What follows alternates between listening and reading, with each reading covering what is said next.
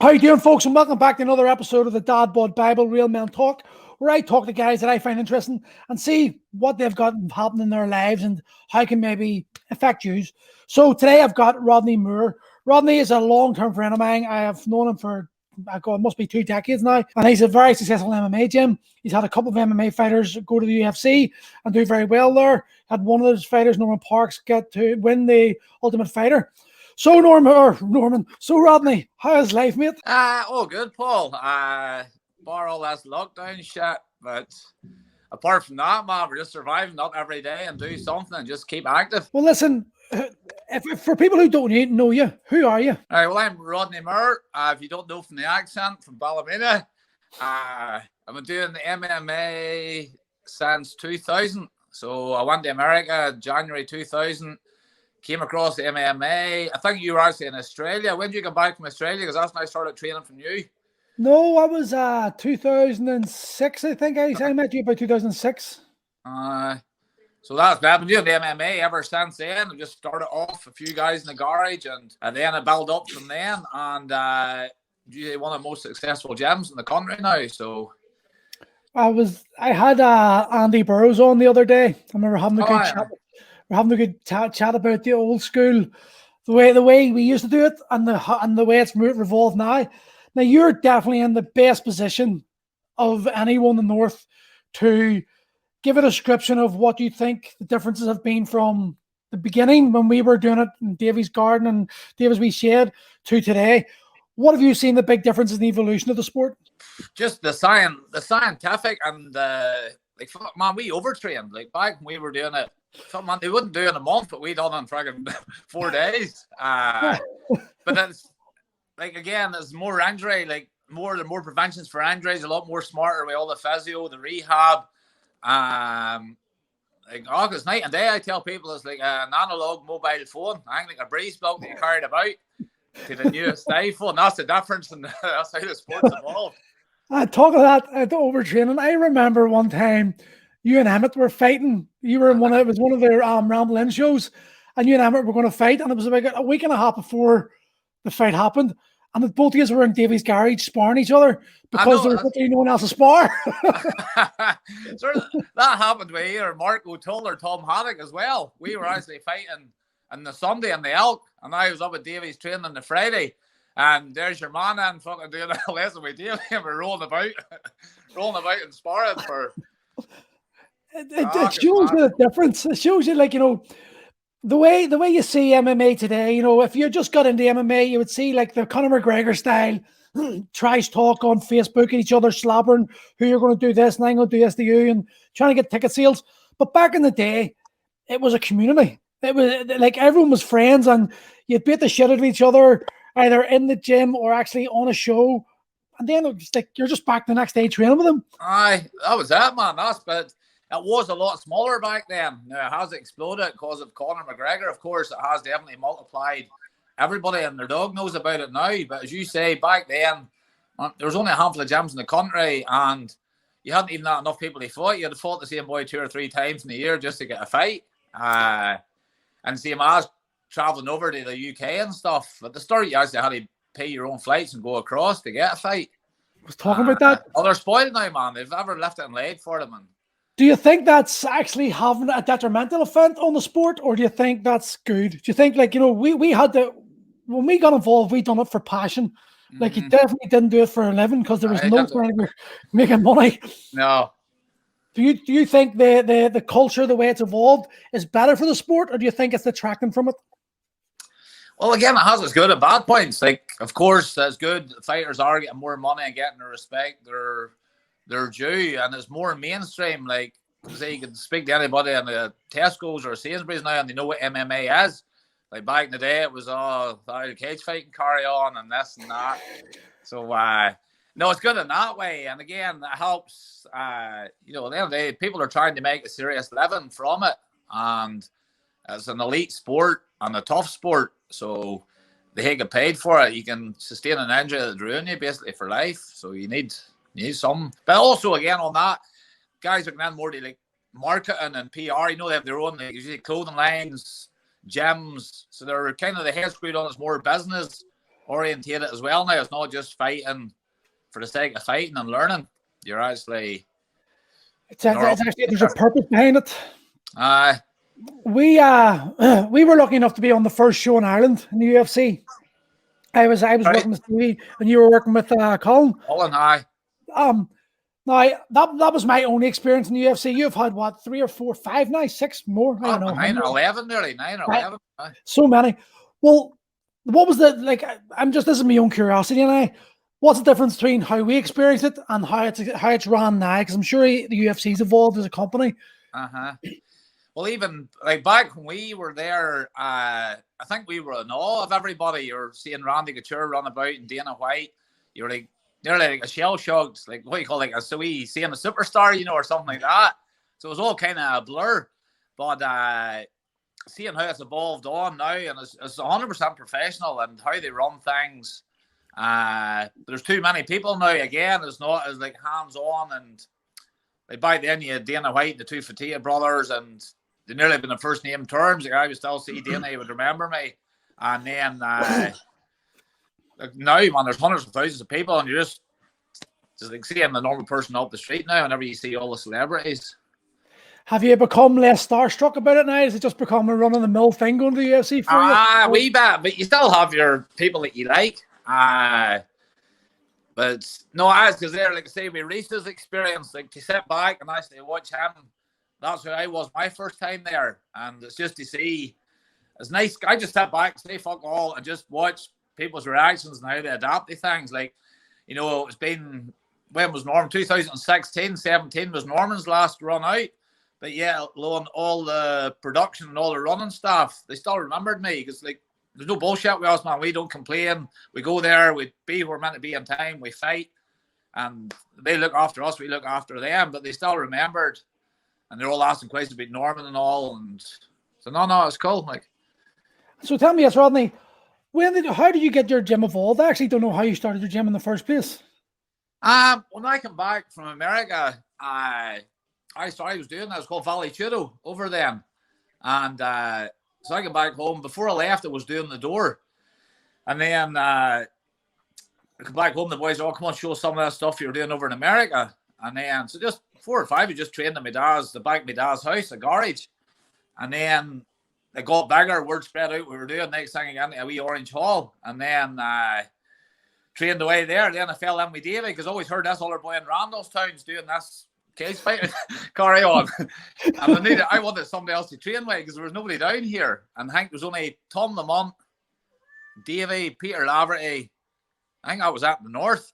And the youth weren't started then. The FAA wasn't going then. And then you'd only, I think, John Kavanagh, Mark Leonard, and Dave Jones. I think Andy Ryan, that was the 4 or 5 down south.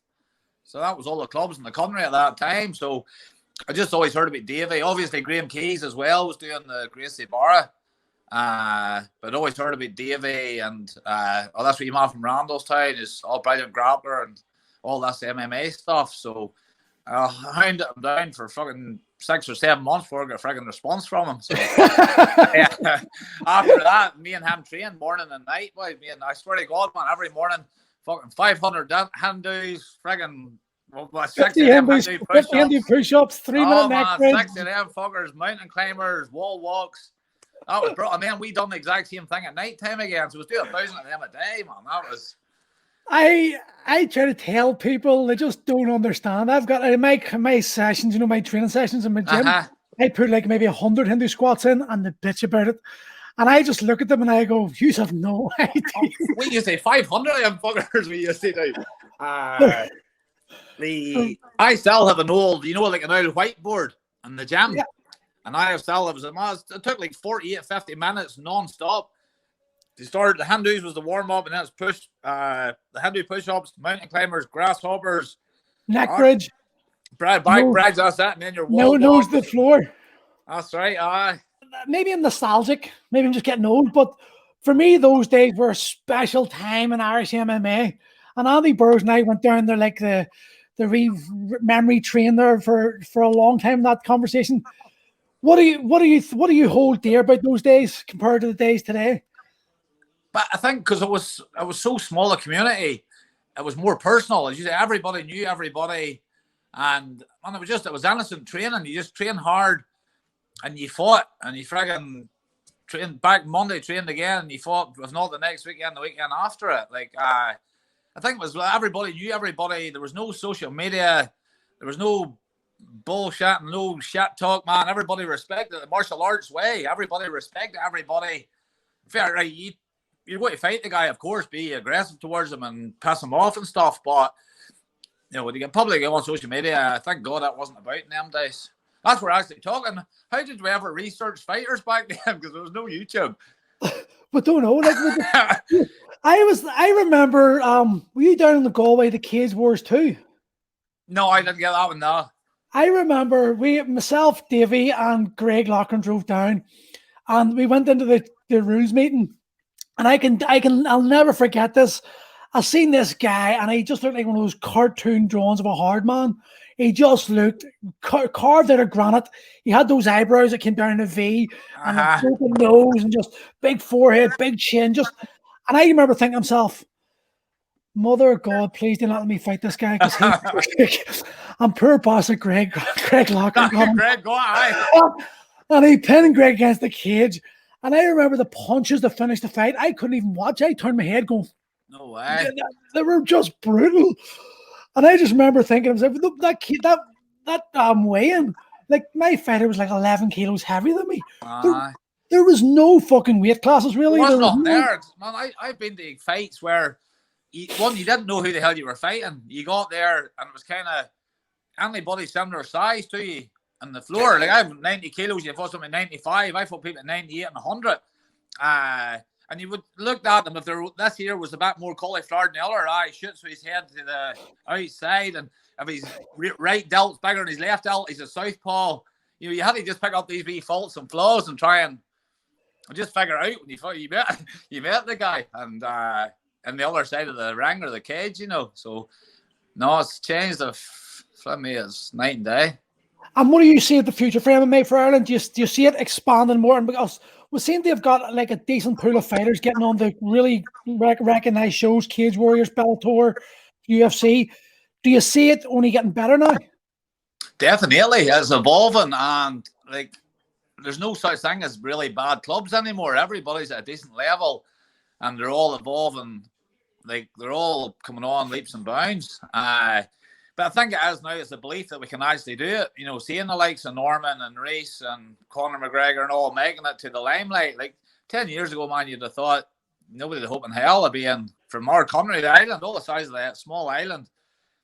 For one person to hit the domination of the whole UFC and how he's brought the game up like Conor has, you wouldn't have thought it possible. But it's doable, and the young guys like Reese used to come to the gym, watch Norman, and think, oh, he's in the UFC. Someday I'll get there. Now for Reese to actually be there. So then the younger generation is now looking at Reese and saying, here, this is doable. This is a small island, a small country. And the guys are going to the top level of the world, so. We're a nation of fighters. Like, there's no 100%. doubt about it. And we have got, and I don't think people actually understand that. They're inside the Irish and the British, whatever you want to say, the UK, Ireland, there is like this ability for such small nations. We've got a lot of guys who are willing to put their life on the line and just leave it all in the cage, and you can see it coming through more and more. Do you see it in the local shows? Are you still involved heavily in the local shows, or would you let I still get to what ones I can. I try and corner every guys from amateurs to the professionals. But as man, it's that hardy breed, because even wherever you've been in the world, man, they think we're crazy. You see, it doesn't matter if it's America, Brazil, you're anywhere in Europe, they think we're nuts, and they just think there's that real hardcore, hard fight and Irish thing that's in you. And like the Russians have it too, and some of the European guys as well. But it's there's just something in us, man, that breed or that DNA that's like you have. Can you see anyone having at the antidote for Khabib? No, overly. I'm sure if him and Conor fought again, it would be a different. I don't think Conor's got it what has to beat him, but I thought Justin Gaethje would have given him a harder fight. But that's what made me think to myself when I seen that Gaethje fight. I made him look like a novice. I had Gaethje winning it. I thought Gaethje was going to win. I thought here, this is a tester. This is definitely a dodgy fight. for the guy 29-0, and it was going to be his last one. So, but you see that new breed, you see that whole division, man. The top 4 or 5 and that top 10, they're all killers. Like there's no, like unreal that other. And now Michael Chandler's not Max, because what he done the big Dan Hooker as well. I thought that was going to be a good fight. So that big overhand, I just caught him like so. Can you see a way back for Conor, or do you think Conor's done? I think he needs to just concentrate on MMA. You know, he's boxing and he's got the hunger and all still there, man. To do that training and put in the effort he does. But it just shows you the game has evolved so much. Like that year or so out that he's had out, like the game's evolved and he hasn't that superhuman aura about him anymore. Like he can be beat, and I think once you lose that, it gives fighters just like when we got to fighters in Ireland got to the UFC. It sort of dispelled that myth that we weren't good enough, and then it evolved. And I think the same things happen with Conor. Sadly, I think as much as I don't like the way Conor presents himself as the marketing guy. It's brilliant what he does. He's phenomenal. But I don't like it for the grassroots, the effect it has on grassroots. You know, fighters. You seen like when it was Conor Mania. You seen all the wee lads getting on like Conor, and they didn't have the right to do that in my opinion because they hadn't earned it. I suppose Conor backed everything up. He deserves the credit to what he done. You know, from he's 16, he said he's going to do it. But I don't like the way it's leached into the grassroots and kids are now on Facebook slabbering each other. I think that takes away from the sport. Yeah, definitely. I didn't like that side. It got too far. Like, fair enough, imitate your hero and imitate whatever to get where you want to go, but there was no respect anywhere there. Kind of left the martial arts side behind, and it was too personal. And like, but the last time, now the other side of the coin, I think he was too level-headed and too friendly. The last fight, the last one with Dustin Poirier there, I don't think he was aggressive enough. You know, you don't have to talk shit all the time, but I won £100 from that, so I was glad. I had Poirier to win. I just knew something told me he wasn't going to win it. My personal opinion is I think McGregor's past his sell-by date now. I think too many people know him. He's lost that fear factor, like Tyson when Tyson got knocked out. You know, and I think, but I do think there's definitely potential for other young up-and-coming fighters to maybe start taking that crown and start pushing themselves towards. And I think Ireland could get themselves back on the mat very soon in the next 4 or 5 years. Do you have anyone you're looking at in your club going, oh? Well, definitely Ray still get his. Ray still do well. Like, basically, it's just this kind of career break he's having. It's not fair. He's got the opportunity of a lifetime, and he can't train properly for it. Like, we were getting 2.5-hour sessions a week. With just 4 people to train for like the UFC. So it's either relocate to America, but basically the way it was left, just get a bit more experience. When all the restrictions are lifted, we'll have you back again. They see a potential and they see a future in him. So it's a tough pill to swallow, but he'll be back there, and they'll see him. I'll see him going all the way. Like, he's got the potential. He's got the head screwed on. He's level-headed. He's well-mannered, and he trains hard and very smart. Like, fight IQ wise is smart as well. So, and there's not a striker more, isn't he? More striker, but he can go on the ground too, wrestling on the ground as well. But it's entertaining. Everybody likes to see a good knockout, a good brawl, you know. But it's just that mix, and you don't always have to please the crowd. You know, take it to the ground. And as MMA, I keep telling them, as MMA, keep the opponent guessing. It's not just a boxing match. It's not just a wrestling match, or it's not a grappling match. If you know, grapple a bit, strike a bit, wrestle a bit, just keep them guessing.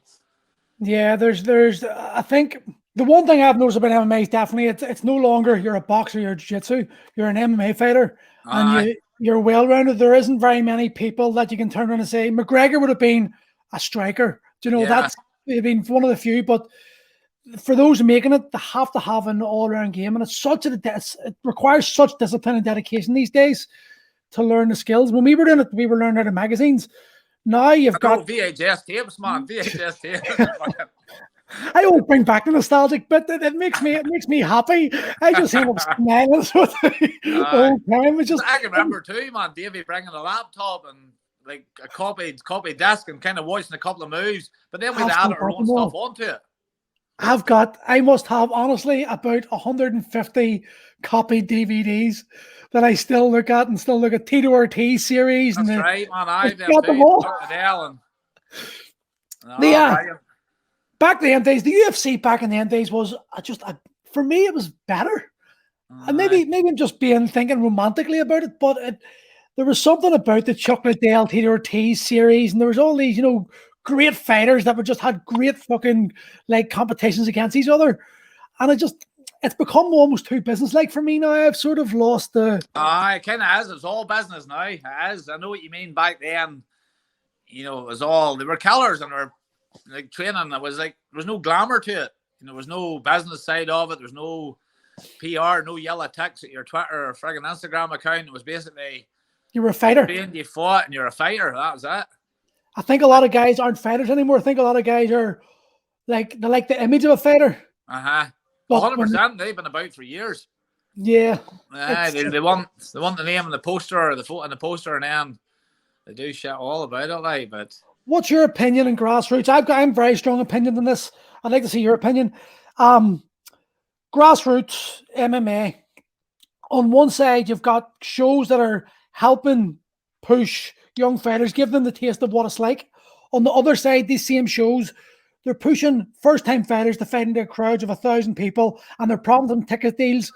And in my opinion, a grassroots fighter, like for amateur boxing, there shouldn't be money involved. There should be lots of shows, internal club shows, in my opinion, where fighters can learn their trade under less pressure. Like fighting in front of 1,000 people. People do not understand how much balls it takes to get in the cage and 100%. do that. And everyone's in videos and phones now as well. You've all that side of it as well. No, so how did you change it? Well, I would keep the grassroots. Can you remember it used to be D class, C class, the Pro B, and then Pro? I think that because the D class was in a community center or a hotel. There was no ticket sales. It was just basically fighters and coaches and all the competitors and athletes. And that's how Alan Philpott got the name Apprentice, because I made them, all the boys had to do 5 to 10 D class before they get into the C class. And then they got the C class, again, 5 to 10 of them, and then Pro B and then Pro. It was kind of like a stepping stone. But again, I would do off. Andy Ryan used to do it good with Battle Zone. No entrance music, no lights, no glamour. You came, you fought. Basically, friends and family was always there to watch you. Because that's a lot of pressure too. And the likes of promoters, getting guys to pay up front now, they book a place in their card. Pressure. They sell tickets. I think back then you sold the ticket, you made a $5, so it was up to you. The money you sold, you could make money. You didn't get fucked on the birds. I'm not my favourite. Was it it was only the winner. It was £500 for the winner, and up to you split it. But you could have kept the 500 one. Fuck you to the opponent, or I think the average was 350, 150. What? I got 50 quid. 50 quid for winning my fight. It was actually against Michael Redmond. No way, I was right now.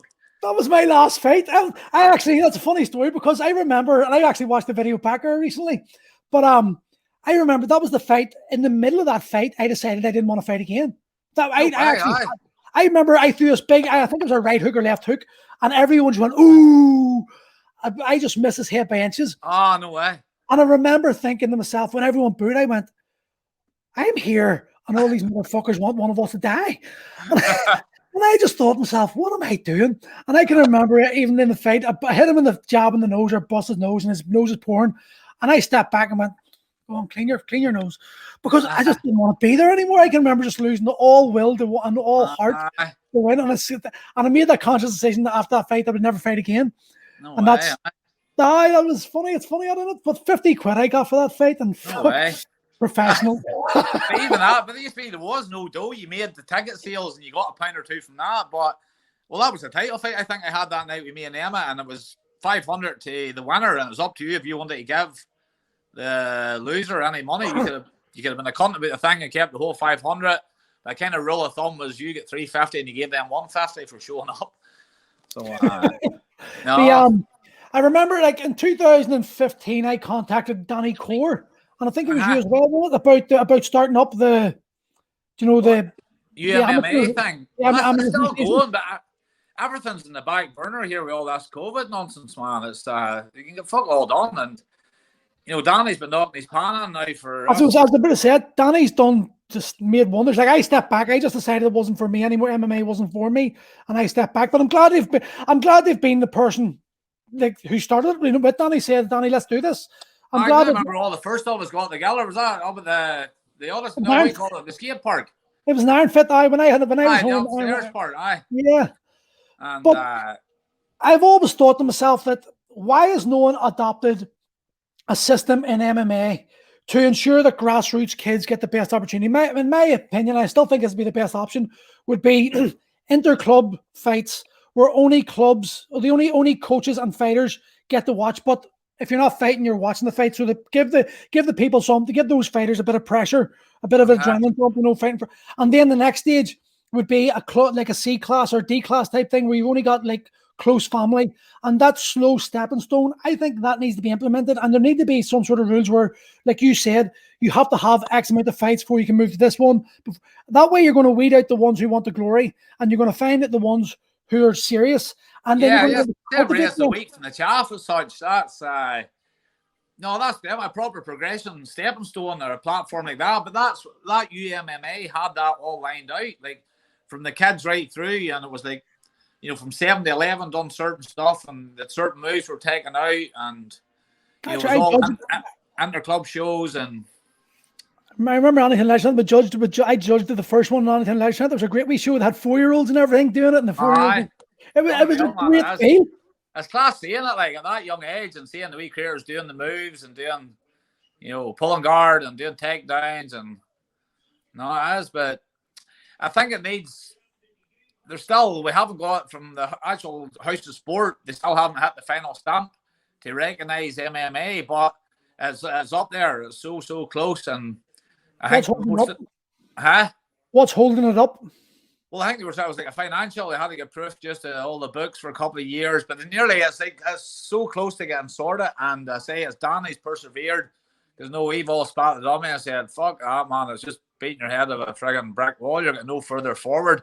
But all the people involved in the sport NA are now like the kind of newer generation coming through who accept mixed martial arts, where the older ones were just either karate or boxing. There was no other, just politics shit as usual. But we're past that. We're getting through there, and fingers crossed it's going the right way.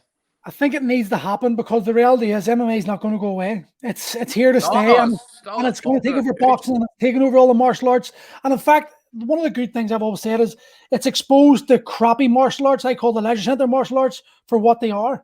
And I just don't see the point. Well, I'm lying. I can see the point in kids doing jiu-jitsu and karate if it's about discipline. 100%. Yeah. If it's about self-defense, I'm sorry, just that you need to have something more realistic. I learned them the basics. I think I learned them the basics and gets them a kind of foundation, but kind of it's a two-sided coin again, because you can teach the bad habits that you'll never break. But again, if you have like karate and boxing, we were always told growing up, you do boxing and do judo, because that'll cover you. You let the hands go up the floor.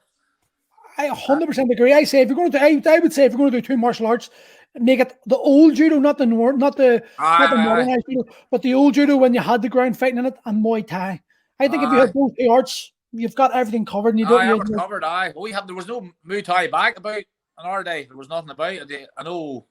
Frankie still doing but in Belfast, but traveling about and stuff wasn't really. And I mean, when I was like 15, 16 and going to boxing clubs, 1920. 1927. But it's nice. But that's where the good thing is now. And I suppose that's what Bruce Lee was doing as well. Like, he was taking the best of each individual art. So rather than wasting 6 years to get a black belt, he took the good part and put it together.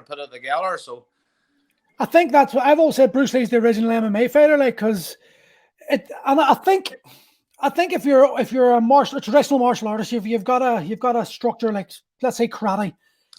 If you can't see the flaws and the weaknesses in that art, I think you're brainwashed by it, man.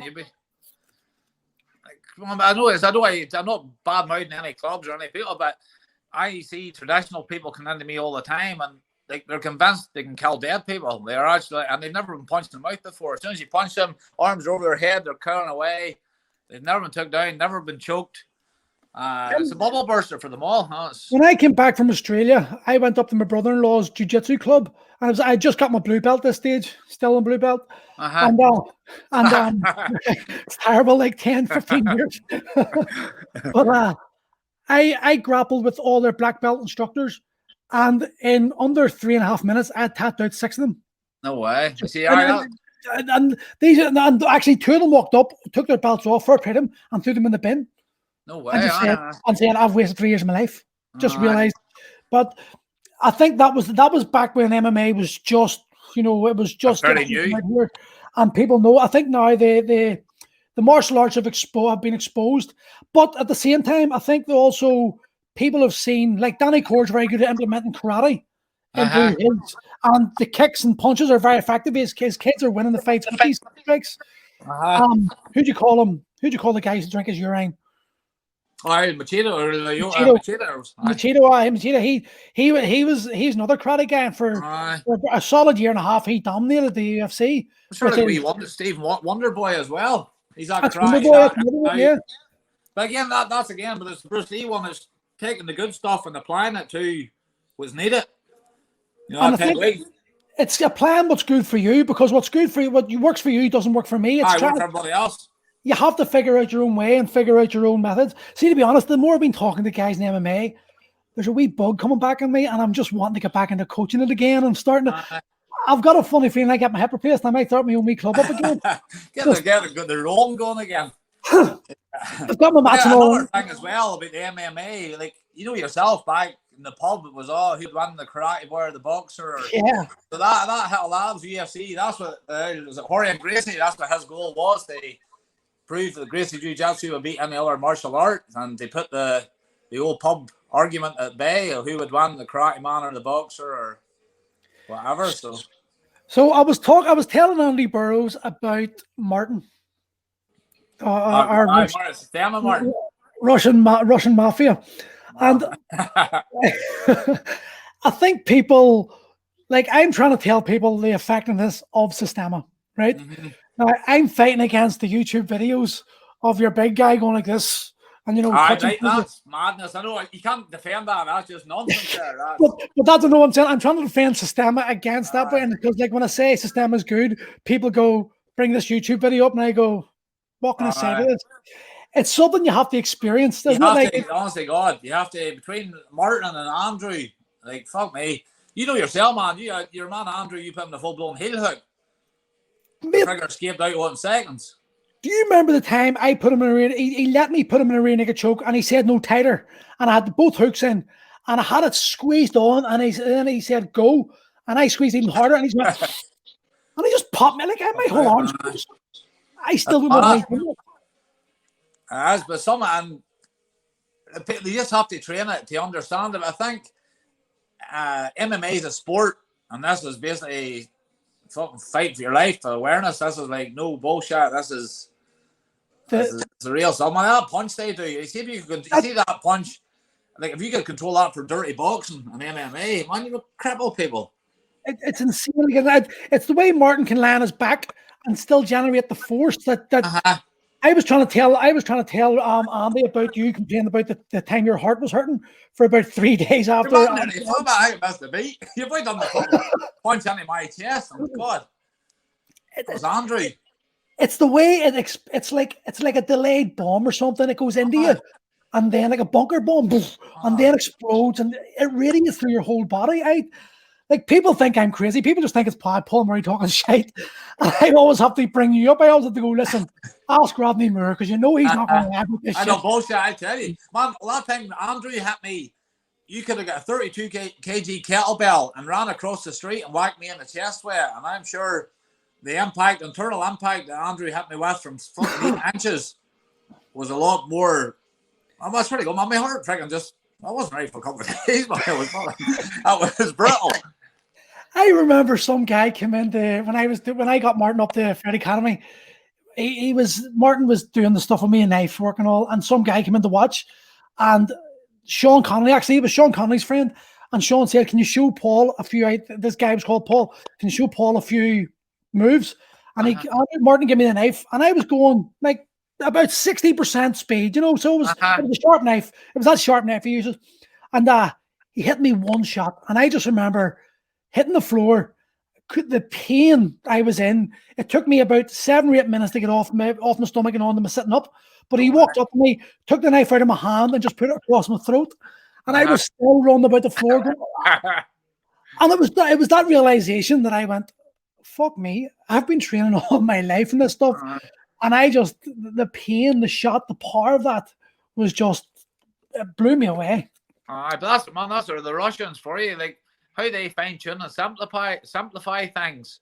Like, there's some of the stuff Martin was doing. Like, I done Cali, a screamer, a lot of knife stuff. And you see the first thing me and Martin done with knives, I felt like an amateur. I hadn't a clue. He cut me to ribbons. No, literally, it was a metal knife with a blunted blade. Yeah. And like, before, I would have felt confident. If anybody had attacked me with a knife doing the screamer and doing Cali, I would have felt pretty confident trying to disarm somebody. I would have got myself killed, man. I would have been cut the fucking ribbons. Martin, it was just an eye opener, and you just nearly think, same as you, I've just been doing 24 years of friggin' martial arts, and it's not worth shit. I actually remember a time, Martin, there was a bit of that. There was just some of the guys were being cheeky, you know, making fun of Martin, sort of. You know the way system, it's all about really slow movements to let yourself adapt to the movement and understand. Yeah. They were just making fun of it, joking about, but sort of got a wee bit cheeky on it, and they offered Martin for a dig, and Martin opened the cage and threw a knife in and stepped in. He goes, "Go ahead," and they were like, "What are you doing?" And he's like, This is not sport. If you're going to fight, that's right." And but you've seen the realization in their faces. They're like, "What?" And their egos got bruised because Martin was putting a knife in, going, "We'll fight for the knife, and then we'll see who wins, and whoever comes out alive wins." Type of attitude. And then guys are like, "No, we'll tap." No, we don't tap. No. I just remember laughing my balls off, going, "He's a dangerous man." That was scary. You see, my God, if you kind of get talking to him, some of the stories from the old days over there and the training, I was scared of life out you. And just as he's such a humble and nice and placid wee man, do you think, like, if that man lost his temper, that may be an absolute murder? There's about 3 or 4 people on this earth I'm genuinely scared of, and I'll admit I'm scared of. Right? I'll go like, no. You know, someone say, like, you do MMA, can you fight? I can handle myself, but there's guys, you know, we just go, no. Martin's one of those. Martin's one of the top 4. I go, they clear that one, definitely. And that Andrew boy, from me. He's in the top 1. Did you get out of Sligo? You did Sligo that time? Yes, that was a finisher. I've got the photographs. I took all the photographs. That was a great weekend. That was like unreal. And I remember sitting out in the wee hall, and they were all getting the vodka, and then the story started coming out. Yes. And then the fucking the real knives got. I thought somebody's getting stabbed here. We're going to lose a finger. That's how they train over there. They just shot vodka, and then they just started training again. It's a different, but what I like about Systema, I'm actually going to get Martin on because I want to talk to Martin about this, because I think everyone needs to understand. I think YouTube and misinformation on Systema has blackened its name completely, and you're never going to get a lot of people. I think on that too, you know, the way everybody's all floppy, but that's, if you don't move, the pain's going to make you move. So it's just kind of do it, they flow where they go. It's like a shadow box or a spar, but you kind of move. We call it like cha-cha, the dance kind of thing. If you're doing like flow sparring, you're not hitting the person hard. You're moving with them to keep a steady flow that the technique works. If you don't do it, basically what Martin's going to do is going to inflict pain, which is going to put you in that position and manipulate your joint to pin you down to do what he's going to do. So it's just that floppy, free rolling thing. It looks bad, but the understanding the benefit of it, so as the technique works to drill it. It's what I like about Systema is it's understanding energy. Do you know, I like the way Martin, the first time I met him, he grabbed the knife and he put the knife to my eye, and I'm sitting there. You're like, touch the throat and all. Yeah, and then he puts in your balls. You're like, stand up, and he goes, "Do you feel the energy?" And you're like, "Yes, I feel the fucking energy." And then he throws the knife on the floor and he goes, "Well, where's the energy now?" And you're like, "There is none." He goes, "Exactly. So the knife's not dangerous. It's the man that's holding the knife." 100%. His ways of teaching. Martin is one of the most naturally gifted coaches I've ever met in my life. I love working with him simply because I've taken a lot of his methods and applied them in my own training. And they apply all over. They apply in different areas, not just him. 100%. I'm the same. And his wee quotes and his wee sayings and stuff. He's a very intelligent man too. 100%, man. So intelligent. Definitely. I was actually with him the other day. It's good to see him. So it was. But I was lost my train of thought. I was going to say something there, and I completely forgot what I was going to say. Give me a call the guy. That's what I was going to ask you. The guy you fought, the grappler, phenomenal. Dean Lester. That's what I was going to say. Right. Okay. So I'll take it back in this. I'll take it back in the conversation now. So So we're talking, Rodney, along the lines of stamina. Sorry, when talking about the stamina and the application of the movements, I remember you hit Dean Lister. You said you hit Dean Lister a shot in that fight, and Dean Lister actually came back to you and said, "What the fuck did you hit me with that? Was that? Am I right about that?" Aye, there was two. Well, I done the heel on the inside of the leg, and then there's the one I do is you fake the overhand. Martin says like shaking the water off your hand. I done that, and I got him a good knee, and I got him a punch in the throat as well. But there was one there I never seen it, and I said it went to him. But it was the way where you fake the overhand, and then you come along with a wee bobbing hand. It's like a friggin', as Martin says, just shake water in your hand, but you hit the stomach at the same time. So, no, I tried done the scream. I tried or the Systema, and I tried to apply that like to the MMA and stuff in the dirty boxing. And did you have much success in it? Some and against the fence, you can do a lot of the, like, you know, the way we call it accelerator. You ever do the one where it keeps his heel on the floor, but it kicks you above the ankle with the ball of his foot? Yes. If somebody's sitting against the fence, you have them there. So you do a couple of them. We call it accelerator, and then I say a dog, but their leg can't stand after it. 2 or 3 of them, and there's one of them ones Martin hits you with it, and you think that sounded sore. 3 seconds later, the pain starts shooting up your leg. Then you hit a second one. You can't put your bloody foot in the ground. So, and he calls that. I like the way he calls that information. He's got a very good understanding of, you know, like it's just like it's putting something there, and then your nervous system sort of recognizes it, and it's subconsciously you fear it. You fear that pain. And I like the way Martin would always apply different pains. Like he would say, "There's no point in punching an MMA fighter in the face," but then he would nip you in the back of the arm. You'd be like, "Fuck!"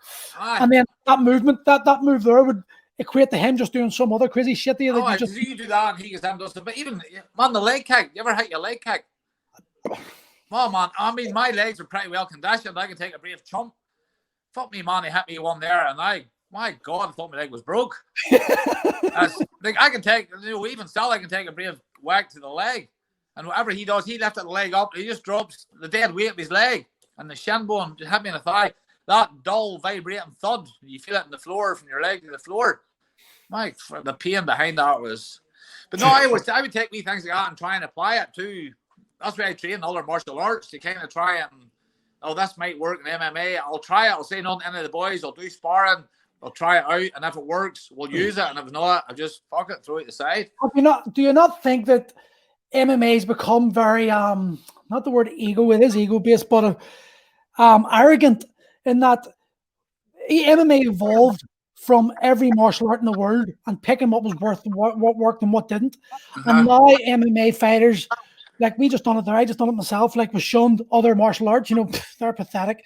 Do you not think like it's almost like it's becoming closed-minded to potential expansion or evolution of the sport? As long as I think that's what ego ways. Fighters, individual fighters with egos, I think that falls down to coaches and how they discipline and what they let the people off with, because we still kind of maintain the traditional martial arts. You're on the mat, you're there to train, there's no fucking about, there's no talking about Instagram, social media, you're there to learn. You do have a bit of fun, a bit of a wind up. It's maybe an off topic on what you were asking, but how coaches maintain their discipline, and like, you know, that should be nipped in the bud, all that ego and all that bullshit, and your art and your skill should basically state what you want to say. Bart, that's why we saying, like, basically let your success be the noise. You know, so if you're out doing your stuff and winning, you don't need to talk shit. People see your skills and see how you're winning and what you're doing. So you don't need to be on slobbering and bad mouthing everybody. Be respectful and maintain the martial arts life. And how do you find that? Because I don't have experience anymore in coaching. Like, I'm out of the sport, but geez, it must be 5-6 years now. So in those 5-6 years, the social media influence just exploded. How do you like work around coaching these young, impressionable, ego-fueled young men who, let's be honest, are looking their hole, looking the recognition, looking the likes and the follows, and want to build a social media following? So obviously, it's on their mind at all times. And a lot of them are fighting just for the ego side of things. How do you keep it grounded and keep it sort of in your own methods? Well, ban mobile phones. You're not allowed to phone them out. All your phones, they come in, they can do their photographs and sign in and let the world know who they are. But after that, your phone's in your bag. You're not allowed to answer your phone or touch your phone during classes. Basically, we normally have a couple of photographers about, like for racing that, doing photographs, and we Jay Hannah and stuff's usually down, so they can take photographs and, you know, give them to you if you need them. But it's kind of hard, man. Social media is the way to go, and the more profile you get, of course, the more ticket sales and the more marketing you're going to get from that, and it can open avenues and doors. Like, look at the amount of people who came from MMA have got into like radio, TV, you know, commentary. So there's loads of, like, even clothing and modeling, and like there's opportunities there. So the social media will help in that aspect. But I'm old fashioned, man. I hate all that shit. I was talking back to the analog flip phone. Have you any fighters from Bellator? No, at the minute, no. It's kind of no. And what? No, not really. We had wee George there, but then with all the COVID, man, like we can't train. Like we're fucked because we're right in the main street, and you can't. Are you Huh? Are you not classified as elite? Well, Reese is the only. That's actually a good point. Reese is actually only elite athlete in the country. I know I see on social media these wee men one amateur fight and they're putting up elite athlete status. Like, how are you elite? You're not even professional. Elite only covers a professional athlete who gets paid and makes 11 from that. So Reese is elite. We're only allowed 4 people to train, and you have to follow the government guidelines. So basically, you're meant to wear a mask and pile of balls, and you're not meant to have any contact. So what the fuck? Aye. But we have a certificate stating Reese McKay, elite athlete status, blah, blah, blah. And he's the only athlete in the country, MMA athlete, that has elite status. All these other people are putting up these Mickey Mouse fucking elite athlete certificates, a pile of pish. It's madness, man. Don't get started. Don't get me started. And the COVID nonsense, man, it's a fucking... It's the story I'm trying to avoid. I'm actually actively trying to avoid talking about it because it just gets me angry. It does. It's prime examples like that. You know, there you, Rodney. You've been involved in this. You're one of the OGs of MMA in Ireland. You've built what I classify as one of the top facilities in this country. I love your whole layout. I just love the whole gym and all, especially upstairs in that cold shack that Martin uses. How the hell, as a kid like Reese, who's got a future potential to do something really well here, how is he like being given an advantage if he's not allowed to train with people he needs to be trained? People need to understand fighting. You're only as good as your training partners. Like, if he hasn't got the training partners, his hands are tied. So that's why kind of UFC have said, listen, we understand your predicament. Like, you're at the top level of that sport. You don't want to come in and lose and damage your reputation and damage your record. So once things pick up again and you get back to your regular training, basically we're having you back again. So like as a son, because you know yourself, man, the elite, to get to the UFC is everybody's dream. And for you to get there and then to not be able to train, to not be able to drive up the road and train at other places without getting into trouble, it's a pile of balls. Man. It's so frustrating, but it will pass and we will get back there and things will get back to half normal. So why can't he? Can he not go over to America or another country? Well, he could relocate, but then just the way his personal life over here, I don't think it's an option. As such, just with his partner and just he's got dogs and his family, and then another option was to go over maybe and train maybe 3, 4, 5 months or 6 months to do that. But sure, that's all shut down again, so you can't even fly in. So. And what about Alan Philpott? Is he still fighting? Is he over in Australia? He's still training. He's in Australia, and then. He's in the pipeline. He's got something coming up here. I think they had locked down again, but they've opened. They won't let anybody fly in or out. And basically, if you're not from Australia, fucking get out. Don't be coming back in. So, who's he fighting for? I'm not. It's an Australian promotion. It's not a big one at the minute. Like, I don't even know the actual name of the promotion. He just said it's in the pipeline here, just to get him active and to get him out running again, or to get him out competing again. So, it's around Sydney, so there's a lot of good shows over there too. So yeah, I haven't actually heard from Alan Philpott. I haven't seen anything about him in years now. So I was just curious. He was doing well. He was not one. Remember the one FC? They were doing the Ultimate Fighter type thing, but they were fighting like a 16-man tournament. You had to fight. So like he won. I think he won 3 out of 5, but he didn't get. I think he lost the last 2. It's a hard sport. People don't. If you're not a fighter, you don't really understand just, especially in MMA, you really do make one mistake and it can be over. That's night and day, man. It could ruin you as a roller coaster. And you see, like, the mental abuse, you hang, like, we Allen's came so close every time, and either some personal has happened or an injury, and it's just that knockback every time. But fair fucks to him, man. He gets back on the horse and he gets training again, and he keeps aiming high. Like, the career, what is he, 26, and he's like 52 fucking MMA fights. Is that all he is, 26? 26, I know, and he's experienced to go on, so he's been fighting, man, since he's been 16, 15, 16. That's what I'm saying. You forget, like, and you know something? It was good to see his evolution, because he came from, I hated the wee lad at one point. I wanted to strangle the wee shit. But he's become a very respectable young man, so he has, and he's like, it's good to see anyone from, I like to see any fighter from Ireland do well. And I suppose MMA, like, we're all dicks younger, we're all just young and dumb. But it's good to see a young kid going away and actually doing so well and not quitting. The fact that he's like he's lost so many fights and he's never once, the word quits never come into his mind. No, he's always got injuries too. He got knee and shoulder injuries and neck, and no, he's matured. And one of the best things was getting out of Ballymena. See, going to 100%. Because it just opened his eyes to the words. It took away all the negative and all the sectarian shit. It just got him away. Everybody's human and everybody gets on. So that was the best thing for him, and he's matured, and he's good. He's level head, really good to be coach as well, man. He breaks stuff down. He's smart that way, so he's running the wee game over there. His fight against Joe Clark a few years ago, I loved that fight. I actually watched it the other day on YouTube again. I know. That was a great fight. I thought there was some great exchanges. Joe won it, but there was just some great exchanges in between. Phil there won it a couple of times. And it was just like a chess game of submission and kicks and punches. I really enjoyed watching them fighting. He's a good wee fighter to watch. He was. But what was I going to say to you? The difference between Bellator and UFC. You've experienced both. What do you see as the main differences? Why is UFC just so far ahead of Bellator? I think no, that's a good one now. I think it's night and day, man. It's like driving on an M1 motorway to go on a back country road.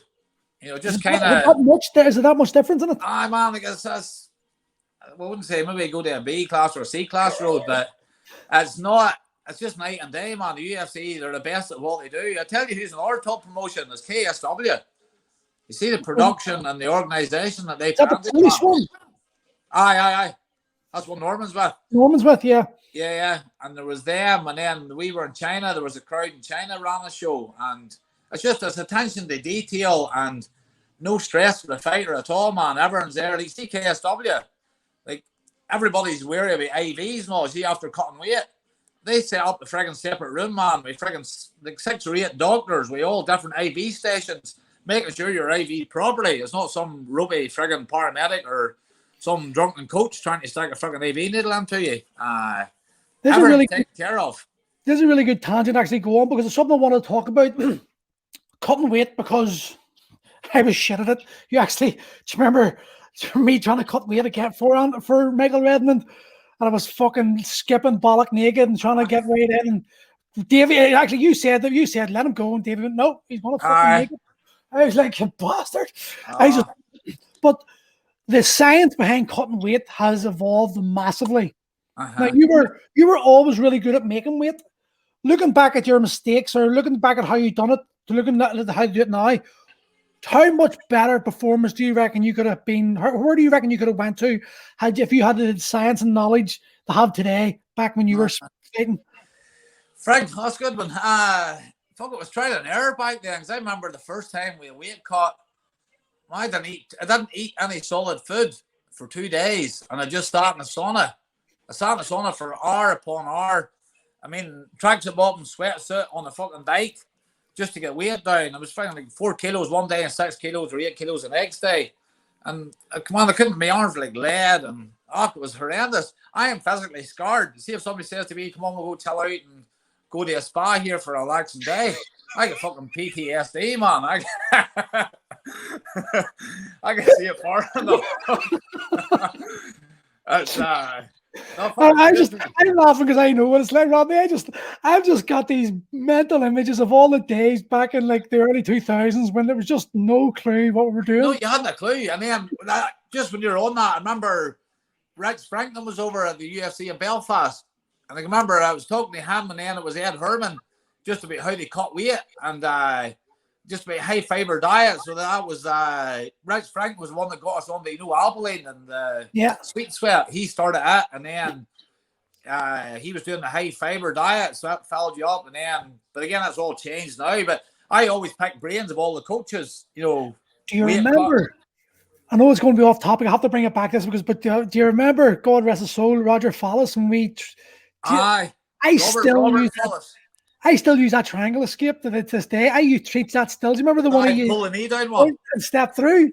I still use that. I thought that for me, the experience of the UFC, the best part of it was not the actual fighting, but afterwards, watching, speaking to the fighters, and we ended up sitting in the changing rooms watching the UFC on TV because it was better fun with all the fighters. But the experience you had for the difference of not the gulf of knowledge between the Americans and us back then was phenomenal. It was night and day, but man, we're up there with them now. That's in the last 13 years, we've really just closed the gap completely, and now we're understanding. But anyway, sorry to that tangent there, but back to the weight cuts. So today, what do you think? What's your opinion on weight cutting now for like amateur fighters and professional fighters? What do you think? Did you think there need to be new rules like wrestling? Wrestling, you're not allowed to do certain things. Do you think they need to be implemented here, or are you still old school in your methods, just sucking up? No, I don't agree with weight cutting at all. I think people should fight at their natural. The way ONE FC do it is if you're a 70 kg fighter, you fight at 77.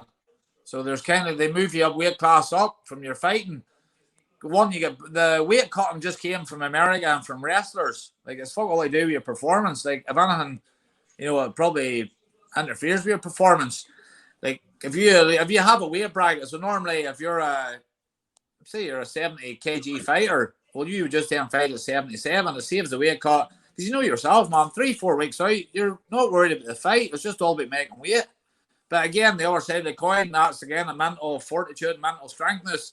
As commitment, determination, you have to make the weight, and that's you sign a contract to make weight and to fight. So that's all you have to do. So, but it's tough on the body and long term doing it is definitely sore on you. But on again, today's methods is a lot more scientific. You've all your nutritionists and all that. The water cutting and stuff is just moved on so much. It's itself, isn't it? Huh?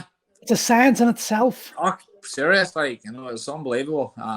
So then, why do you think there's been such a delay? Because weight cutting is not healthy and it's bad for the sport, and there's a potential risk for death. It has happened before, extreme weight cuts in wrestling, even MMA.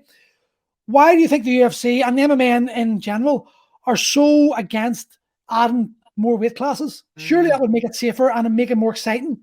Well, that's why I agree 100%. They should have more weight classes. Why they haven't changed it? Because more deaths have actually occurred with weight cutting. I know in China and Brazil, a lot of ones have died with sauna cutting weight. There's no need. It just comes from the wrestling mentality, and like the wrestlers come out to UFC and stuff from that.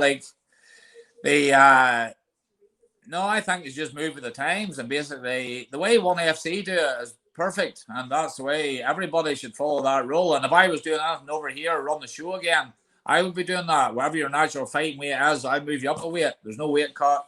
So what do you think? What do you think would be the sweet spot for weight categories? Because right now we've got featherweight, lightweight, welter, middle, light heavy, and heavy. Aye. Well, I think there's a big between the lightweight and welterweight. It's too big a gap.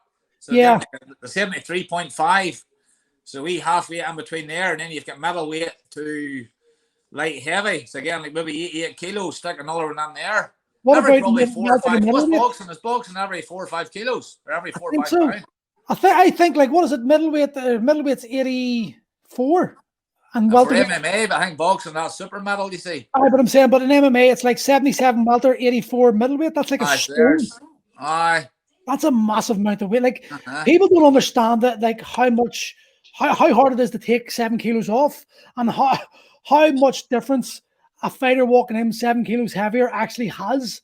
The advantage. And I just can't understand, with so much money involved in the sport and so much focus on it, why the powers that be wouldn't want to make it as safe as possible, so there's less risk, less chance of those who hate the sport, of human cockfighters, like have less to jump on board on, and you know.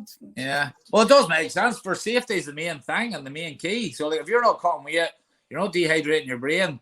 One, you're going to perform better in the fight, and two, your body's going to be healthier to take a bit more abuse than if you're dehydrated. You know, the UFC done the big change and done the weigh-ins from 4:30 in the afternoon to 9 o'clock in the morning to give your brain 36 hours to recover instead of 24. So like that, but just scrap the weight cuts. Like, yeah, of course you have a bit of cutting to do, but for that other one FC as well, the way they do it, whenever you make weight, so if you're say 70 kilos, you fight at 77, you're only allowed to hydrate up a certain percent, so you can't balloon away up to friggin' 90 kilos. You're only allowed a certain amount of weight back on. And once you understand it, typical Chinese, man, is 100%. It makes sense and it's perfect. Like, it's a good system. So that should spread out. But the Americans probably won't take it because the Chinese thought of it. But like, do you envision a time when maybe weight cuts won't be allowed, and they will have more categories, and it'll be like a natural fighting weight? But then it was two. No, I think you still need to keep weights. For the light, you can't have too many divisions and too many belts, because then likes of boxing, guys are jumping up like 8 and 10 and 6 divisions. You know, like, you know yourself, if you're a 65 kg fighter, you're not really going to go to 84 kgs to fight somebody. Yeah. But no, I think you still need. I think you have to be more relaxed, but not as like maybe every 3 or 4 kilos have a separate division. A separate so weight. Why did they take out why are you not allowed to use IV drips anymore? Because one for masking steroid or what do you call it, steroid fucking with the IV. It was kind of been masked behind it, or kind of, and it was the plasticides. It kind of were. It was all explained to us over there, but basically that was the main thing behind it was people were masking. What's the other name they use for it? Not steroids. Performance enhancing drugs. Bit of gear. Give us that one. Gear and ballerina high. Big joke, maybe no problem. Do you agree? Do you think it was a smart move, or do you think it's been detrimental? Well, if they're still cutting weight, IV is the safest way to rehydrate. So you're of course always going to get the people that bend the rules and they kind of try and take. But you see the way USADA are now, there's no way you can get around. You see the test them boys do on you is unreal. You have to log every supplement you take, and then they hit you verify it and they'll check it. So you can't just go to home and bar it or go to your local gym and buy creatine and aminos and all that stuff. That all has to be sent across to USADA, and they'll check it. The thing they're back to you and say yes or no, you can use that, you can't use that. If you can't get it, they'll actually send you stuff from the Performance Institute from America. They'll send you a monthly supply of stuff that you can use. See, the last stint we had with Reese over there, all the nutrition from the Performance Institute. When you go across, they take over your weight. So they measure out your meals. You weigh in when you get there. They measure your meals, and they'll taper your food down to help you make weight. And they have your rehydration drinks and all made up for you when you come off the scales. They do everything for you. It's unreal, man. It's serious. That's a serious. What was your experience like in Fight Island? Because that would be awesome. Cool. Where was Saudi Arabia, was it, or Abu Dhabi, or Abu Dhabi? It was weird as fuck, man. It was eerie just seeing the whole place with nobody there. It was only basically UFC staff and security. Like 250 square kilometers, the whole island was shut down. And we got there at the start, we were back green, but you had to stay in your hotel. You had to stay in the hotel room. But we were all, like, we had 4 rooms beside each other. One was converted to a gym. But we climbed out over the balcony into each other's room and just all sat together and trained. We flew over the fucking plane together, so we're all tested. So to sit individually, like being in a friggin' jail cell, so they stay apart for the days. We train together and never know. If they've been tested so much, and why would they be so strict in that? I don't understand that. I got near the way because we asked that why. Like, we were tested before we left. As soon as they landed in Abu Dhabi, we were tested again. go to the hotel, we're tested again. You were locked in the hotel room. You had to wait 48 hours for the results taken back. Basically, we might stay in the hotel room. You had your food and dinner was left on to you. Like, you just put your order on and what time you want to eat at, and they brought it to you. We basically all hung out in Reese's room anyway, so we just climbed the balcony and went into his room. And then once in 48 hours, they give you another band tag, so then you're allowed out. You can come out your room, but you're not allowed to leave the hotel. You have to stay inside the grounds. But everybody's been tested, and there's not another company on the island. Where everybody's here is all UFC staff, and they're all tested. So, well, I donnered up anyway. I went to the beach and fucking donnered about. Fuck him. Fuck him all. Watching the fights, it sort of brings you back to it sort of brought me back to what it felt like to be watching guys sparring in the gym. That's the early days. That's what it's like.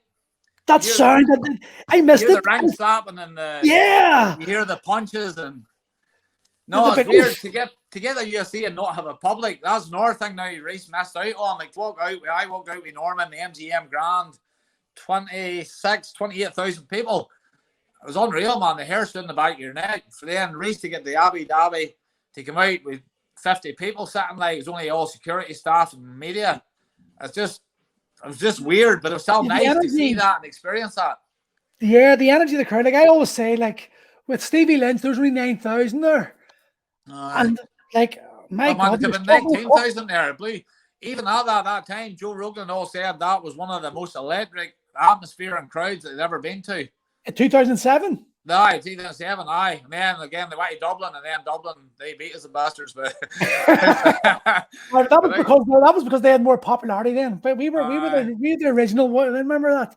We were the original. No, they said because remember Ed Herman walking out and Robert Follis backstage. He just said that like when Colin walked out, especially when Stevie walked out, man, the roof would have blew the place. It was unreal. He said the hairs in your arms now were standing. It was.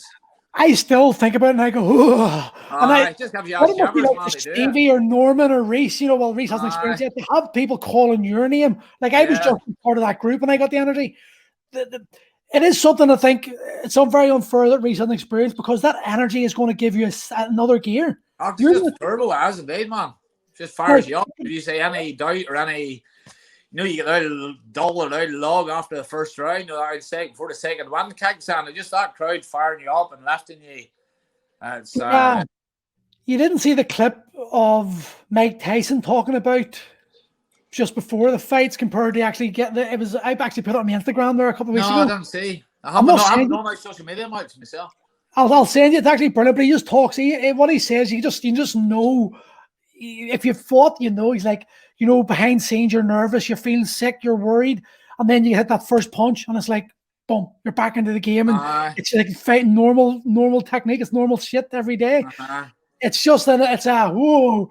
It just reminds me so much of all the be able to walk out in front of 9, 10, 20,000 people. Mm-hmm. Like they must give you that. It just must give you that extra energy. You must be able to take the punches you'll be able to, and the kicks you'll be able to take compared to the gym must be like a different level. I always thought it was like nearly, it's not me, Rick, but it was like you were like an outer body experience. It happened me a couple of times around fighting. You hear the crowd, and they're hitting you, and you hear the thump, the shots, and all. Like I didn't feel fuck all, man. That was nothing, and you just don't feel nothing. And you can nearly see the punches coming in slow motion and stuff, and you just see something before they do. It was just the weirdest feeling. It's happened me a couple of times in fights, but I know I just saying about the crowd and people. Remember KSW had done the big Coliseum show, 58,000 people. Yes. Norman fought in that. That was one of the best shows of my life. Like that was, man, the crowd. They filled that place. That was 58,000 odd, and the roar and just the atmosphere, the electric in the place was. It was scary. It just made the hair stand on your body, your neck, your arms. You're known as a coach, Rodney, so you are. But I'm long enough in the tooth to know that you were one of Ireland's top fighters. And had you been born 10 years later, you'd 100% been UFC. As far as your fights go, what's your most memorable fight? Or what's the one you would love to do? What's the one when people say to you, what about your fight career? What's that one fight that comes back to you straight away? Or is there one? There's always be a couple, because I always say Matt Emmett, because that first one me and him had. That's what I was going to say. Exactly, just one because I don't like it back from America too, and that was one of them ones. Like, we just up to the Balmoral Hotel. We're down the back stairs. We're out in the car park actually warming up, and you're warming up beside. I didn't even know to about maybe 40 minutes before the fight I was actually fighting Emmett. I just knew I was 92 kilos, and I was fighting somebody at 90 kilos. I hadn't a clue who the fuck it was. Actually, it's meant to be Andy Ryan, as far as I know at the start. And then as I go out there, I swear to God, when I was walking into the ring, there's just seen the wee long-haired, we held that Emmett. So that, for being one of my first fights in Ireland, I like that one. Again, one of the ones was King's Hall, the boy Jason Jones. That's the one I was only back. If he fucked about, he missed weight and didn't try to make weight, and that's one I just sat in the sauna, starved myself for 2 days. And I remember after the first round, I come back, Colin and Johnny were doing the corner, and I come back and said, "Fuck man, I wish I had ran the motel." I was only back from actually 3 weeks holiday in Cuba. I actually done a hike in Cuba and then stayed on, so it was like friggin' 93 kilos, and I cut down to 88 because it says I'm not making 84. And then that fucker, he comes across at 95. He never even tried to cut weight. And then I was an arrogant prick, man. And then, but anyway, that was a good fight too, because I kind of thought that's the last real fight I had with any like fire to hurt somebody. I was too placid, man. I didn't like hurting people, and I was too nice in fights. And I kind of not lost heart. That's why I kind of took a back step from it, because I kind of lost the fire. But no, I really wanted to fucking mess him up a bit, because he was a bit of a prick. So, do you remember losing your fire? Do you remember when it was you lost your fire? Like I told you about Michael Redmond. That's when I got probably. I can't remember, but I know vaguely. I remember it was in a fight. I think it was actually in Western Supermare. I was over there in the show. I remember fighting the guy. I remember taking him down. I remember punching him, and I punched him. And I was going to go for the armbar. I remember Davey shouting, "No, take the choke." I remember doing the punching there. I just thought, "Fuck, I don't like this anymore." It was just come on, that just random thought. And then I've been in positions where I'm getting hit on and punched, and I'm thinking about other stuff outside of the fucking fight. I'm thinking, "Fuck, I need to get that fixed. This has to get. I have to go and do this or do that." And then after that, I just went, fuck it, man. It was more. I like more teaching the guys something to do, and then sitting back and watching them progress. 100%. You're a natural born coach. I say that you've got a great temperament for coaching. You've got a great gym going, and you are a fantastic coach. You've got a wealth of knowledge. And sometimes, like I said to Andy, the only reason I ever fought was because I knew I wanted to coach, and I had to. For me, I had to do it. You have to experience it, like aye. But I never enjoyed one fight. Never once in my life did I never got excited about fighting ever. I was like, why am I fucking doing this? It was almost like the bully child in me. I had to do it to prove to the bully child within me that I could do this. The bullies didn't beat me. But I despised fucking fighting. I hate it too, man, because I'm very kind of laid back, but I always hated doing stuff in the crowd. Like, I wouldn't like walk up in front of the stage and friggin' talk, but for actual fear of me to think I'm going to fight in front of 1,000 people or 6,000 people or whatever, I would have scared the friggin' life out of me. And then I done that. But then again, back then when I was coaching, like I was learning the stuff, and then I was testing it out, and if it worked, we would use it, and then we just modified it from that. It just kind of evolved from that. And then through the stage. Great. I used to love them moments in Davy's gym. Remember the three of us? You had a lot of times only maybe three of us there, and we would just okay, what can we do from here? And we would just start playing about, and we would I just troubleshoot. I just wish more people could have experienced what it was like back then, because it was a very unique time, and I'm privileged to have been part of that. Do you know, I'm so happy that my MMA career was back then. Because pioneer, that was building the building blocks for today's guys. But it wasn't even that. It was just the friendships, mate. There's something about, like, when I phoned Fight Academy Ireland, did not have. I actually remember when Davey and I had the fallout, and I hadn't spoken to him in years. And then Eddie Martin came down to Iron Fit and said to me, I walked into Davey's wee club for the first time in maybe 8 years. Aye. I felt emotional. Everybody still knows you, like, aye. mate, nothing had fucking changed. Like, I mean, literally the same Bob was still there. Fucking 8 years later. Like, nothing had changed. And like, I really get like I've owned. Fight Academy Ireland was the first big full-time gym in the country. I used for the first American style gym. Yeah, but like that was my gym. I built that from nothing. Like I founded that from the Falls Leisure Centre. It still never felt like home. Like I walked in Davies and I remember smelling, just going. I remember thinking to myself straight away, I'm home. And it was like I hadn't left. The same people were there, and there's something. I don't know, like your gym's probably the same, but you can't replicate that. Whatever Davey had there, whatever that time held, it's like time capsule. You'll never, you can't get that again. But I think it has to do with the people. There's not the same type of people, but people in general have changed as well. I think they're more back then, not normal, just more like old fashioned, just like morals and stuff and. What I liked, we used to like there was no secrets. Do you know? Like if you walked in, you'd be, "Hey, boy, really see this technique?" And we would just drill this technique. And we're like, "Okay, let's do this." Or I would come up and say, "Here, I've seen this wee book. I've seen this in this book. We can adapt it to this. What do you think?" And they're going, "That's shite," or "That's great," and we'll try it. That I miss that. I miss that sort of community and that sort of, I don't know, culture that we I know what you mean, but that was not era, and that's kind of like I would still do that today. We have the wee Tuesday and Thursday, the elite class.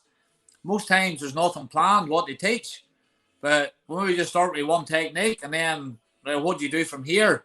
So you just break it down. There's actually Robert Follis was actually one of the guys that said to me about he always taught the technique in that way. That was kind of he always taught it, but he told the people he was teaching it to learn the technique that you had to learn it to two people. And then from that, you troubleshoot each area. So if I was to take you down and you would roll the all fours, well, then I would adapt on, well, I'll do this. And then I'll go back and you go down the other avenue. Okay, then what if you do this instead of that? So it was just to break it down step by step. And then at the end of the drill, man, you have a whole wee sequence put together. No, it's a great way to drill stuff. It definitely is. The lack of pressure as well on us was so. I think that was a great thing that happened to us. We didn't have any pressure because no one knew anything. None of us were black belts. None of us had a clue what we were doing. We were just learning as we went, which meant we were all in a very even keel. No one sort of like there was like Davey was looked up to, you were looked up to. The rest of us were just fighters. But there was no real set instructor almost in them days. It was just trial and error. You just fucked about, and if something worked. But then, even then, you know yourself, that boy's just a striker, just take him down to the ground and choke him. You know, or if he is a striker, or grappler, I'll keep him on his feet and just try and work right. Or it was even less. I was like, he's a doorman. He's just going to punch him. That's literally what it was like. Rough out for a round, his gas after a minute. You what? I said rough it out for a round, then they'll gas out after a minute or so. You used to always remember like the big bodybuilder type coming in, and everyone would be like, "Whoa!" And all the fighters after 2 or 3 months of fighting would be like, "He's dead." You knew straight away this guy knew Brazilian Jiu-Jitsu, and this guy just knew the door. It's like he's as soon as he gets grip.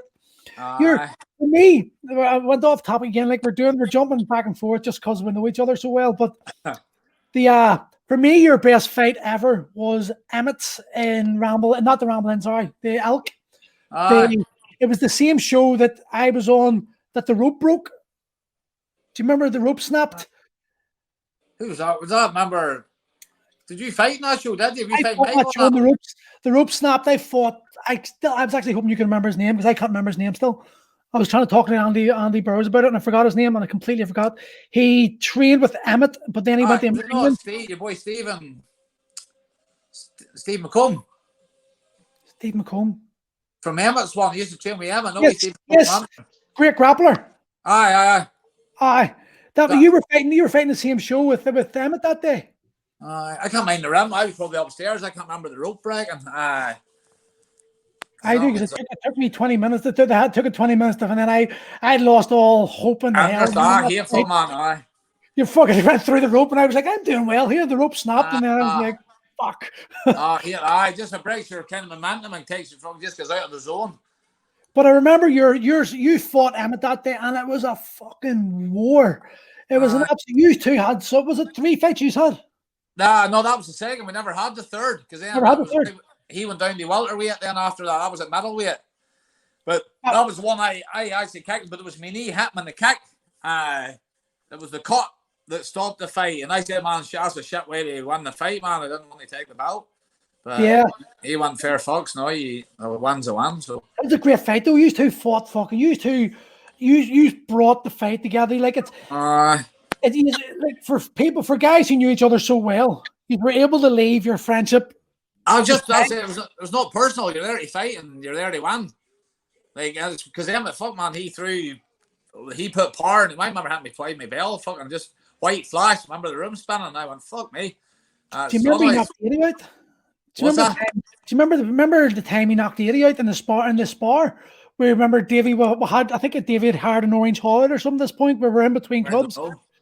And fucking Emmett came up and just like it's on video, it's on VHS. Emmett just caught Aiden, and Aiden was gone for minutes. Like, fuck, Emmett could punch for such a small beam. That first fight, he broke my nose. The first fight, said that he hit me 2 again.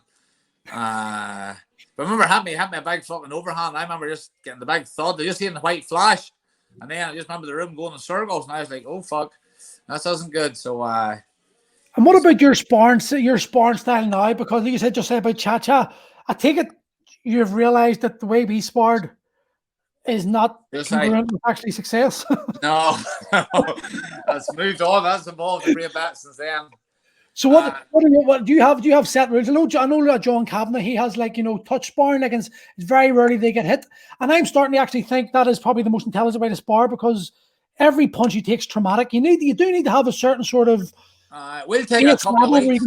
We'll take a couple of weeks phase any fights where you have to get the deep water, a fresh man every couple of minutes, and heavy sparring. You're there to try and finish the person. But we've been doing it since it was Martin de Jong and Alistair Overeem actually. 2005, I was over in Holland training with them, and I watched how they sparred, and they call it Cha-Cha, so that's where we took the name from. It's just light contact, touch sparring, but you still flow, single leg, takedown, pass guard, ground and pound, submission. The sequence, you just keep flowing and evolving the whole time. So there's no ego involved. It's just the idea to train your eyes to see the attacks coming. We've been doing that for 15 years, man. Easy, 12, 15 years. And do you think it has a good crowd? Well, obviously it does. 100%. Because I tell you now, I'm not going to say, but we were over in the show in England. And remember, I was with Greg Locker and Philpott. And this other massive gym was doing the warm-up. And I mean, sprawl drill, level change shoot, burpees, tie drill, 1 to 8, beating shit of it. And there, me and Greg and Philpott were just doing shadow, cha-cha, nice and light. And I seen them watching us saying, what the fuck, them boys aren't working out too hard. And then 6-7 months later, I seen the same guys doing what we're doing. So you were talking about them there, but that's where it kind of came from. I'm not saying no names, but we've been doing it for 15 years, man. So you're the original guy. You're the reason why we're all doing it. Well, Martin de Jong, him and Alistair Overeem. But I mean, you brought it to this country. I brought it to Ireland. Yeah. Rodney, I think we'll leave it there, mate. That was an hour and a half. It was great to catch up. Fuck me, man. I'm going to cut logs now. I'm going to give an out by hand, cut down tree and splat logs.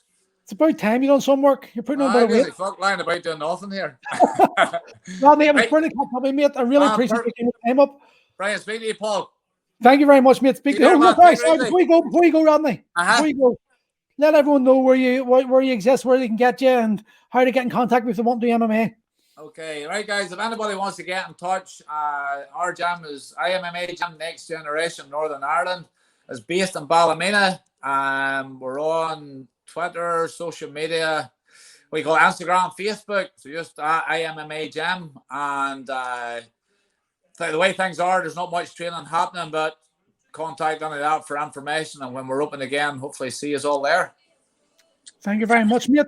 And I'll speak to you soon. I'll definitely, when it's open up, I'm going to go up to him and Martin anyway. So good catch up with you anyway. Yeah, well, they see you in person.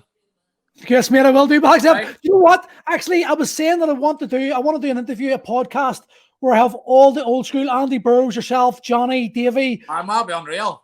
just sitting around talking about reminiscing of the old days. I think that'll be an amazing conversation. Fuck COVID. We can all do it, and now we can just pick a venue and we'll do it now. You come in my Yeah, let's go.